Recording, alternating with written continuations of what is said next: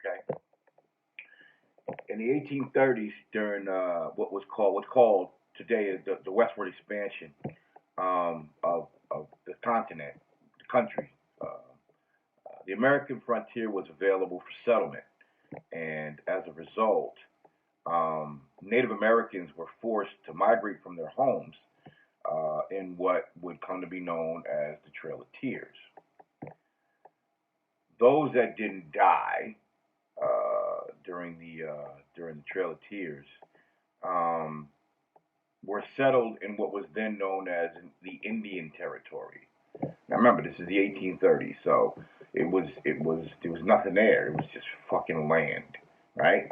And what's often not discussed is that on the Trail of Tears with them was a whole hell of a lot of black people. Africans at that particular time would have still been um, slaves. We all know that a lot of us were free people. I come from, on my father's side, free people.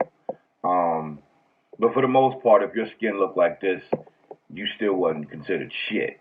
So I don't give a fuck about that freeman shit. Now, about 25 years after the Civil War, which would be 15 years after Reconstruction. Reconstruction ended about 1873. So about 15 years after that, we're talking about maybe 1890s, somewhere around in there. Um, the Organic Act of 1890 was passed. And that split this Indian territory I just talked about in half and created what we know today as the state of Oklahoma, divvying up the remaining Indian territory for use by what's called to this day the five civilized tribes. Okay. Um, Once this split was complete, then President Harrison he opened his new Oklahoma territory for new settlement through a government process called allotment, due to immense pressure from white settlers, i.e., voters. Yeah, there's that fucking word. So within about a day, about 2 million acres were claimed for 50,000 settlers in what was called a homestead race. That's where basically, you get like a fucking big ass expanse of land. You just run out there and you stick a fucking stake in the ground and you say, "This is my shit." That's pretty much how that works. And that's that. Um, and as was true with the Trail of Tears, there was a lot of free black folks that was among those settlers. Even though the reasoning for it was predominantly pressure from white settlers, there was a lot of black folks in Oklahoma at that particular point in time, traveling as cowboys and ranchers and farmers. And by the 1900s, about 10 years, about a decade after the Homestead race, there was about 55,000 black people living in Oklahoma. In fact, there were so many black people in that new territory that the state auditor of Kansas actually had a proposition that Oklahoma be made into the first black state. So, a lot of black folks. All right, so fast forward. By about 1905, they discovered oil in the area, and in 1907, about 27 all black towns were created. And pretty much predictably, the first bills were established for segregation in that particular territory. Now remember, I keep using the word territory because that's originally what it was called. And around that same time, it had just gotten to be a state because these places weren't automatically considered states.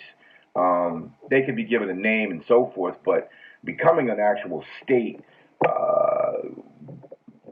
a portion of makes you a part of the union, and you get certain federal benefits. Until then, you're essentially just a colonized territory. Okay, so like I said, about 1905, somebody found oil.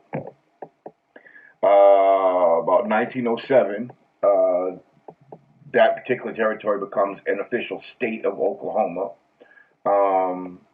And about simultaneously, roughly somewhere between 20 and 30 all black towns are created because we've also got segregation sets in. Now, we all know that when you find oil, that's money, right?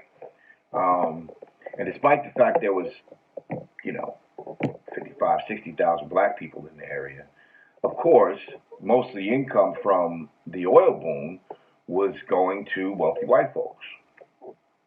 Black people was getting some money off of it, but it was the trickle down thing. You know what I'm saying? They're getting crumbs, which is pretty much the same way it works today. So as a result of that and the segregation laws that I talked about a couple of minutes ago, black people then did what black people do now. Started creating businesses, entrepreneurship. The entrepreneurial spirit was everywhere. And they created a business district in one of those neighborhoods, which was called Greenwood. Had a grocery store, then came some theaters, dance halls, pool rooms, shine parlors. All of this shit was all black owned. This area, which you may have already guessed, would come to be known as Black Wall Street. And it would be burnt to the fucking ground 14 short years later. It's crazy how popular this area has become over the decades. And when you really look into it, it only was around for 14 years.